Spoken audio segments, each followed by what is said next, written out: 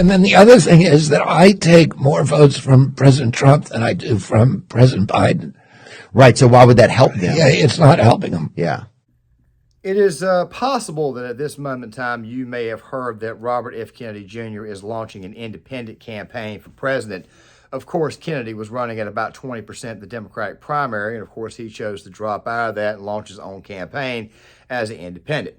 However, online, there's been a lot of scuttlebutt about, let's just say, nobody knows who he really and truly hurts more than the general. Some people believe that he hurts Joe Biden a lot more than the general, and some people think that he hurts Donald Trump a lot more than the general. Well, I'm here to kind of shed some light on this situation and give you guys my actual thoughts, be very, very realistic with you about this entire thing. But I also want to provide some background on this and provide some background on the man himself. And I also want to talk about what the actual plans could, in fact, be for 2024 when it comes to the Democratic Party itself, because they got an incumbent, and I'm showing you guys some polls right now. And, of course, they're freaking out because some of these polls have got Trump up by like 2, 3, 1. The Real Clear Politics aggregate has got Trump averaged out beating Biden right now. And, of course, we still get some people out there who say they still think that Biden is going to win. These people are obviously sometimes on the right. They're joining in with people on the left as well. And saying that, of course, they're also saying this in reference to the UAW speech the other night that Trump gave in Michigan, where many people just automatically assume that the union members are going to vote for Joe Biden once again. Now, guys, I'm not here to give you an assessment as far as like what I want to happen. I'm giving you my honest thoughts on the situation as is. I know people are going to say you're a Trump guy, so therefore you're automatically going to be biased. However, we've been looking at this a lot, and it's pretty well considered online that it's very possible that he could affect both sides. I'll be here telling you guys what's going to happen as a result of this. But before we get started, though, I'm pulling up two pieces of information, two separate polls. One, of course, where they've got Robert F. Kennedy Jr. getting right around 20%. It was a Zogby analytic poll. Zogby polls were a little bit more pro-Trumpian in 2020. The problem was we would find out a little bit later on that these polls, they weren't the most accurate in the world. But still at the same time, 38, 38, and then 19. Then you got this other poll that came out where Trump is actually winning, and it looks like Robert F. Kennedy is actually eating into Biden support. Well, before we really dive into this, I want you to know right now, Robert F. Kennedy Jr. was polling anywhere between 15 to 17, in some cases 20%, in the Democratic primary. For the most part, he does all of his campaigns in very, very big blue cities. The last one that he did of note was obviously the one in L.A. where they had a bit of a scare. Of course, I did a video on that, and I can't tell you exactly what that scare is, but I'm showing you guys the thumbnail of that video. I advise you guys to go check it out because I have no idea how YouTube is going to respond to that word that starts with an A. But let me also say this too. I've always believed, at least for the past year and a half, that we are almost living in a redo of 1968. And of course, some people believe that the third-party candidate could also affect the election this time around going into 2024. I mean, it's actually very, very weird. You got a migrant crisis, which, by the way, is going to cause a lot more crime. It's going to cause a lot of division. Even the Democratic National Convention is taking place in Chicago next year, a lot like it took place in 1968.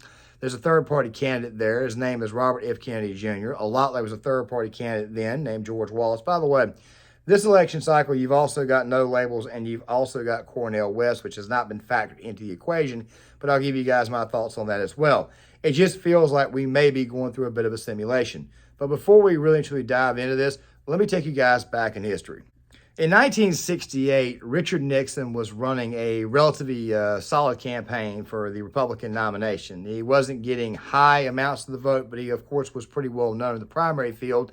And he eventually took off, a lot like former President Donald Trump, of course, has taken off in the field. He's got a very, very big lead. I'm showing you guys the latest poll that came out. Of course, this was the post the GOP debate poll. The second one, which I personally think they might want to just chill out and stop at this moment in time because the last one that they did was a complete total crap show. The one before that was just as bad as well.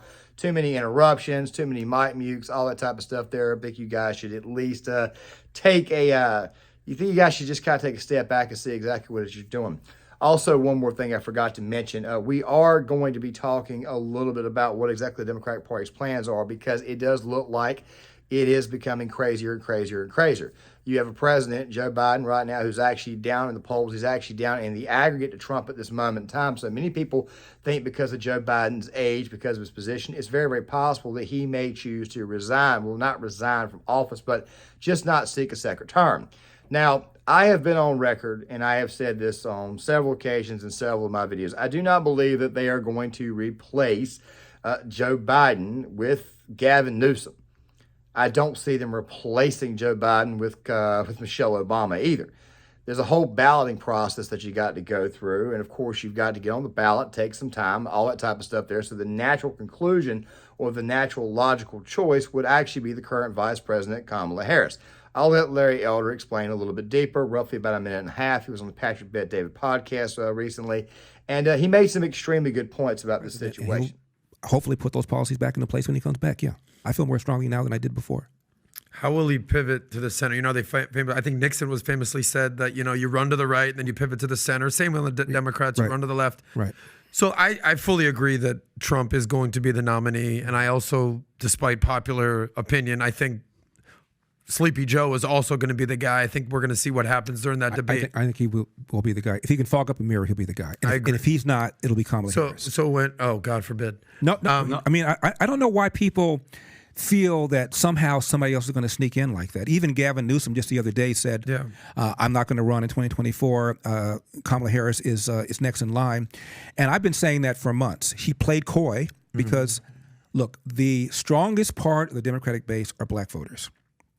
And even more strong are black female voters. And they love Kamala Harris.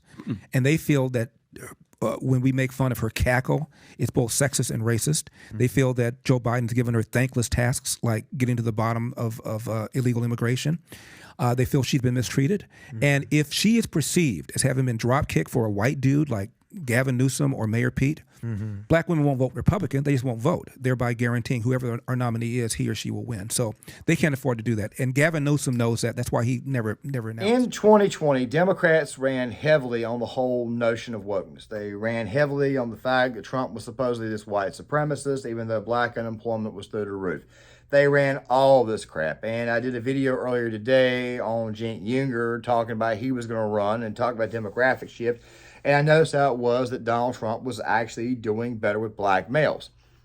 A lot of black males are not going to be inclined to vote for a black female, especially one like Kamala Harris, who, quite frankly, has got a very, very sordid background.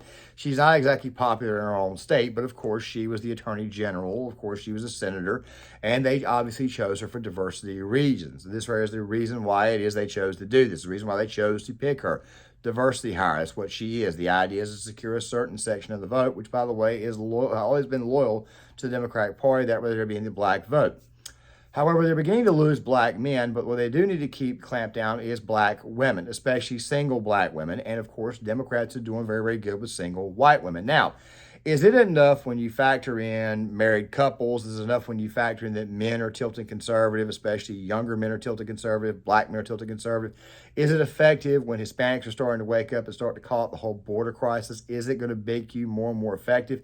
It looks like the Republican coalition is actually becoming a little bit bigger. Now, I understand that polls are not the end all, and maybe they're not the most believable thing. They typically tend to shape public opinion. It's possible these polls could, in fact, be fake, and maybe they're trying to make Trump the nominee so that way he's easier to take out in the general. But somebody already did that. That person's name was Hillary Clinton. And as this guy right here, I'm showing you this guy's thread, he makes at the very, very end of his thread. I'm not going to read it all, but I'll definitely go through some of the things that he took note of, and some of this I agree with. Also, Larry Schweikert also did an article, which I'll leave in the description box, talking about the same exact issue, asking the question if Robert F. Kennedy Jr. would, in fact, parole Donald Trump. I tend to think that it's maybe possible that it could end up paroling Joe Biden. Now, if you don't know what I mean by paroling, let me go and put it this way here. Ross Perot ran for president in 1992 as an independent, okay? Many people thought that he was initially going to split the vote on the Bill Clinton side of the aisle, but that did not happen. He ended up splitting the vote on the George Herbert Walker Bush side of the aisle. Of course, it was supposed to be that he could have very, very won the election anyways, because he was actually pretty solid on a lot of issues. The problem was once you actually got under the hood and actually checked everything out, his support began to wane. There was even a period where he was running for president where he even dropped out and then came back in at the very, very last second in September. Obviously, people in the Bush campaign, they were not exactly okay with this. They did not like this. And to his dying day, George Herbert Walker Bush blamed Ross Perot for his election loss in 1992. I tend to agree with George Herbert Walker Bush, but at the same time, even if Ross Perot was not there, he would have won more than likely with less overall electoral votes than he had the previous election with Michael Dukakis, where he actually beat the man in an absolute landslide. You're probably asking yourself, man, you made a video about Robert F. Kennedy Jr.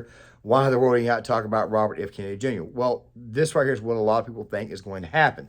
They think he's going to inadvertently pro Donald Trump, which, by the way, he did say earlier that he felt that he would get more of Donald Trump support.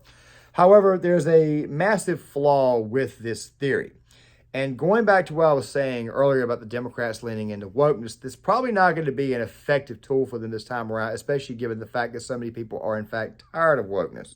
The diversity hires and everything is one of the biggest reasons why Joe Biden's approval rating is so low. It's one of the main reasons why Trump has been beating Biden in the polls. By the way, Trump has been beating Biden in Hill Harris. He's been beating Biden in Quinnipiac, which, by the way, Quinnipiac is not reliable.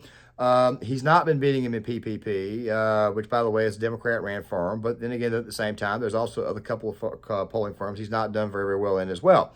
However, he has done well in the Economist, the Economist YouGov. Of course, there's IBD, which is typically one of the more accurate pollsters. He's done very well in the Rasmussen Reports poll, which while people think that's a Republican internal, that's not entirely true. Rasmussen Reports has actually had a pretty good reputation, and they even polled the same issue when it came to Robert F. Kennedy Jr. It looks like he takes about a third of Joe Biden's support away, or a third of the Democrat seats away, which leaves us with a very, very odd conclusion, which we'll get to here shortly. But the fact of the matter is this right here. Trump has actually been beating Biden consistently in left-leaning, right-leaning, and centrist polls. He's also been losing consistently too. But if you recall in 2020, 2019 going in, Donald Trump was beating every candidate for the exception of Joe Biden. Which brings me to another quick little story. In 2019, this is long before the pandemic occurred, I was at family's house. And of course, this guy that I was staying with was a Bernie Sanders backer. He was very, very big on Bernie Sanders. He said, yeah, these people are not going to get anything unless Bernie Sanders is nominated. And I responded to him by saying, and I ended up being correct, with the exception in one case. I responded to him by saying, Bernie Sanders has got absolutely no shot in hell. He would not have won 2016 if he ran against Trump. I disagree with H.A. Goodman 100%. He'd have gotten absolutely destroyed because Bernie Sanders had shown moments of weakness even in 2016. One such incident, him basically getting booted off the stage by a couple of BLM protesters, a couple of Native American protesters. The man didn't really have much of a spine. He talked a big game, but people would ultimately see it. There's no way in hell he'd be able to stand on the debate stage against Donald Trump and be able to win.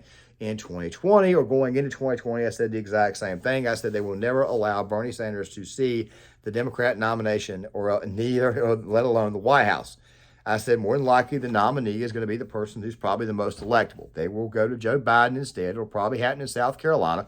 Lo and behold, Jim Clyburn comes out there, and what does he do? He endorses Joe Biden, and what happens? Joe Biden eventually routs Bernie Sanders in the Democratic national primary. I also said that because they're trying to lean into this social justice thing, because the social justice thing was actually starting after Trump got in office. It was actually going on when Obama was in office. It just got ramped up after Trump got elected. I said that more than likely what will happen is that they will probably at some point in time ask one of the ladies to drop out and get behind Biden, even though it was somebody who literally accused Joe Biden of being a racist right there on the debate stage, Kamala Harris. I said, don't be surprised if they don't force Kamala Harris, or if they don't force Elizabeth Warren, who still claimed to be an Indian, even though she was 1,024th. I call her chief lie in the face for a reason. Don't be surprised if they don't force Biden to pair with one of them and they run on the whole social justice warrior thing. It just so happened to be that COVID was going on. It's funny that I mentioned COVID because this right here is the main issue. Who does Robert F. Kennedy Jr. mostly relate to? Well, it can't be the Second Amendment crowd, because I'm showing you guys a tweet that he put out a long time ago basically saying ban the Second Amendment. He's an anti-gunner. He's pretty much in favor of banning guns. So he's not going to get any Second Amendment types. Okay, what about the lockdown types? Well, the lockdown types, I think, is the most important thing, because I believe that that right there is who in the hell really and truly is he's actually appealing to. He was anti the vax, which, by the way, I agreed with him when it comes to that stance there. You do what you want, don't force it on people. And, of course, there were a lot of voters in 2020 that came out and voted for Joe Biden out of spite because they just wanted the lockdowns to end. They thought that Biden would be the person that would actually end the lockdown, which is exactly what Robert F. Kennedy Jr. is getting. He's getting mostly those voters who felt jilted by the continued lockdowns after Biden came in. There are some people on the right side of the aisle who were so anti-vax that they're not willing to forgive Trump over the vaccine thing, even though he's not the one who forced you to take it. There are some of those. It's not that many. That most of that crowd's actually shrinking and actually getting behind him, especially seeing how it is that they see that DeSantis is turning to be an absolute disaster. The thing is, this right here is who mostly Robert F. Kennedy Jr. gets. He gets a lot of these suburban voters who weren't very keen on Trump and just said, look, I'm not going to vote for Joe Biden. But they voted for Joe Biden, of course, in 2020 because they thought that this would end the lockdowns. Some of those voters will obviously stay home, and some of those voters will obviously go out and vote now for Robert F. Kennedy Jr. It kind of gives them an out. They don't have to say, I voted for Joe Biden, because there are some people out there who will vote for somebody and then turn back and say, I regret voting for this crap, but they'll also use it as an out to say, well, look, at least I didn't vote for this time. Hey, look, man, I voted for Kennedy this time around. You know, Joe, that's the reason why Joe's not there anymore. They may do that there. And like I said before, these city voters, which, by the way, Robert F. Kennedy Jr. campaigns in these blue cities, and that's it. He's not campaigning in small-town America. Typically, Republican candidates, they campaign in suburban areas and, of course, rural small towns. Kennedy's actually taking away a lot more city vote. Not very many conservatives in these cities. So right off the bat, you probably think to yourself, well, he actually helps out Trump. And, of course, my conclusion to this entire thing is that he actually affects both sides in different scenarios. But for the most part, it looks like he's actually hurting Biden a little bit more, which is another very odd comparison to 1968. I was talking about that earlier. What I forgot to mention, of course, was that in 1968, while Richard Nixon was at the Republican National Convention, they tried to slip in Ronald Reagan at the last second to take the nomination away from him because they didn't think Richard Nixon was electable. Okay. Well, a lot of people forget was that not only in the 1968 Democratic National Convention were there a lot of riots there were a lot of riots that occurred that year. The hippie movement was going crazy. We had just fought the Battle of Hue City, Vietnam, Quezon. We had the famous Walter Cronkite moment where he said that, you know, we've lost the war, which, by the way, we hadn't lost the war at that time. We were actually winning the war at the time. Politicians ended up screwing that up. That happened during the Johnson administration. It also happened during the Nixon administration. Fact of the matter is, the situation was bad, but we weren't actually losing the war. So a lot of people love to use that and say that, well, we were losing a war at the time. No. We weren't losing. We had two very, very bad battles, which, by the way, we still won. And you had a lot of riots that year. Now, if you've ever listened to Tim Pool, he did this little spiel a while back about riots and how it is that they normally result in Republican winning. That's not true. That is not true at all. Typically, what happens in the case of riots is that the incumbent party typically loses leadership. Okay, 2020, Trump's in office. Okay, riots occur, crime, you know, all that stuff. You know, of course, we thought it was actually going to help. It was all left-wing riots. But people at the end of the day just wanted the crap to stop. So what did they do? They went out there and voted for Biden anyways. Now, we can argue about how that happened, how he got elected. But, of course, you know, YouTube is. They're very, very finicky about this. They tell you can't talk about 2020. Then all of a sudden they tell you can. It's best just to not talk about it and look at all the other possibilities. Okay, so then you have 2016. Donald Trump was running against Hillary Clinton. What did you have? You had a lot of riots occur that year, and what happened? Trump got elected. Okay, 1992, LA riots occurred. George Herbert Walker Bush is the president. Bill Clinton, as I mentioned Ross Perot earlier, he got elected. Okay, 1968. I already mentioned it. Richard Nixon got elected. It's got nothing to do with one party going over the other. It's got to do with the party in charge getting pulled out because the American people automatically view the party in charge as not being, how do I say, good at actually stopping the chaos. And of course, in 2024, you're looking at all kinds of crazy stuff happening. Interest rates are through the roof. You're looking at the economy going bad. You've got massive inflation. You've got a war right now in Ukraine that we keep throwing money at. And Robert F. Kennedy Jr. has been good on that, of course, about ending the war in Ukraine. But when you actually look under the hood, it's like what Larry Schweiker said in his actual article on Bobby Kennedy. It's not very good. It's not something that conservatives would go to. If anything, it becomes more and more abundant. It becomes abundantly clear there's a reason why Robert F. Kennedy Jr. was polling at 20% in the Democratic primary. There are several polls out there who say that Democrat voters do not want Joe Biden to be the nominee. They do not want to vote for him. Well, who are the ones that more than likely don't want to vote for him? Well, probably the people who live in the very, very big blue cities where Robert F. Kennedy Jr. does his campaigns at. If you take away city voters, and even a state like New York, which, by the way, won't turn red, but if you take away, say, 20% of the Democrat voters in the city of New York, especially the immigration crisis, which, by the way, Robert F. Kennedy has said he wanted to put a stop to this nonsense with immigration, what do you think happens? Conservative Democrats, go back to what that guy there said earlier, moderate to conservative Democrats probably choose Robert F. Kennedy Jr. Who else? Well, members of the military who were moderate right and moderate left, and some people even on the far left who feel bad about what happened in Afghanistan, which, by the way, they should, because Biden completely bungled that. What are they going to do? They're going to go vote for Robert F. Kennedy Jr. If they're not sold on Donald Trump, so what's going to happen? They're going to go vote for him anyways. What about the Midwestern United States? These voters over here typically tend to be more socially conservative, but they just want you to leave them alone when it comes to guns. Not very religious. They don't like voting for Republicans, but yet they did vote for Donald Trump in droves, at least in 2016. His numbers actually went up in 2020. It just wasn't enough to get him over. I'm talking about overall raw votes. Also, to go on top of this, Robert F. Kennedy Jr. wants to ban fracking. He's also even had to walk that back, and at the same time, to go on top of fracking, he wants to get rid of the plastics industry. A lot of plants, a lot of factories that are out there in the Midwestern section of the United States. What I'm saying to you is that there's a reason why it was that Robert F. Kennedy Jr. was getting 20% in the Democratic primary. It's because, for the most part, he appeals to coastal. And what I mean by coastal libs is that he takes away voters who live in big blue cities like, say, Atlanta, New York, Philadelphia, Pittsburgh. That's a pretty good-sized chunk of the overall base. Now, while I don't agree that Robert F. Kennedy Jr. gets 19% of the vote, I could definitely see him getting anywhere between maybe 8 to 14%. So the question then becomes, who does he really and truly hurt in the general? The answer is he hurts both. Let me explain why he hurts both. You see, you have a lot of suburban voters out there who are not fully sold on Donald Trump. You also have a lot of other voters who live in smaller towns who are not exactly sold on Donald Trump. A lot of these voters voted for Joe Biden in 2020, hoping that the whole COVID thing would go away. They are not satisfied. They are not satisfied with Joe Biden's job performance at all. However, if push came to shove, more than likely what they would do between both candidates is not vote, or they would vote for Biden out of spite, just to be doing it again. It would basically be giving you the 2012 effect where you didn't have a candidate that could get somebody over the top, which is exactly what Mitt Romney had a problem with. He couldn't get over Obama's support. I mean, a lot of voters just said, screw this. They weren't sold on Mitt Romney. They didn't go vote for him. If anything, the only thing it does is just lower the overall vote total, which, by the way, if you actually lower the overall vote total, in that case, Trump more than likely would still go up because his base is still very, very much intact. And, of course, at the end of the day, Republican voters would get out there and support him and push him over. There are, of course, the never-Trumpers who, by the way, would probably back Robert F. Kennedy Jr. so that way they could say, hey, look, I didn't vote for Joe Biden. Also, something else, too, another person that Robert F. Kennedy gets is the apologetic voter, or the one who doesn't like to mention that they voted for Biden.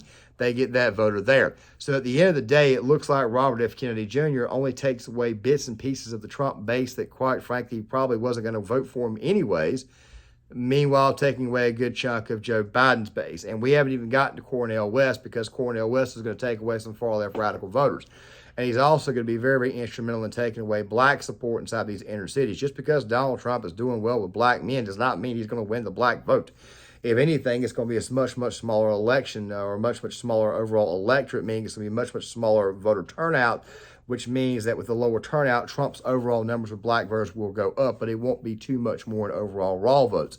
I've said this before, he would probably get about 18% total. It would be mostly black males. That's enough to affect a state like, say, Georgia. It's enough to put a state like, say, North Carolina intact. And now you got this poll, to actually clamp down North Carolina. And now you've also got this poll out of Virginia, where it's 37-37. I can promise you right now that Bobby Kennedy is taking about 6 or 7% of the vote in that state. All of a sudden, Virginia suddenly becomes competitive. Republicans haven't won Virginia since 2004. It's a possibility. So my conclusion from this entire ordeal is that Robert F. Kennedy Jr. only takes away a good portion of city liberals. He doesn't take away anything in the Midwest, because these voters are not what we call on board with his green agenda. By the way, he's also a climate hawk. I would argue that, if anything, Robert F. Kennedy Jr. would not win any states at all, but what he would do is he would take away a good portion of the white city liberal voter, which is going to take away anywhere between say 8 to 14% of Joe Biden's overall vote. You factor that in with Cornel West getting about 3%, and of course Trump probably getting another 3% in overall swing vote. I hate to say this, but if you're a Democrat out there, you're probably not going to like this video, because I just said that Donald Trump more than likely wins in a landslide if this way is the scenario. Sure, he'll take away maybe some liberal sections of MAGA, because there were a lot of Democrat voters who went over to the Republican Party. But then again, at the same time, Trump's support for the most part is pretty well solid, and it doesn't look like it's going to be going anywhere. So my conclusion is that Robert F. Kennedy Jr., whether you want to admit to it or not, actually hurts the Democratic Party more. But there is a caveat, though. There is a caveat. You see, I based this upon Donald Trump. I did not base this upon Donald Trump not being on the ballot. And this is going to be the last point. If Trump's not on the ballot, the more Democratic side of MAGA, they will go vote for Robert F. Kennedy Jr. despite the fact that the Republican is there. The Republican will then be hampered, and while the Republican may add seats to the House of Representatives and may even add to the Senate, they more than likely would not get the presidency. Meaning that if you're DeSantis or Nikki Haley, or if you're Vivek Ramaswamy, you're probably screwed if Robert F. Kennedy Jr. is in the race. However, as I said before, though, if Trump is on the ballot, Trump would have his entire base to buoy him over. So this is the way it looks. Robert F. Kennedy Jr. will only hurt the Republican Party in the 2024 presidential election if Donald Trump is not on the ballot. If Trump is on the ballot, however, he actually hurts Joe a lot more. With that right there being said, guys, I'm going to go ahead and put an end to this video. Make sure you guys hit that like button, subscribe, share the video, sound off in the comment section. I would love to get you guys' thoughts, and I'll see you guys later.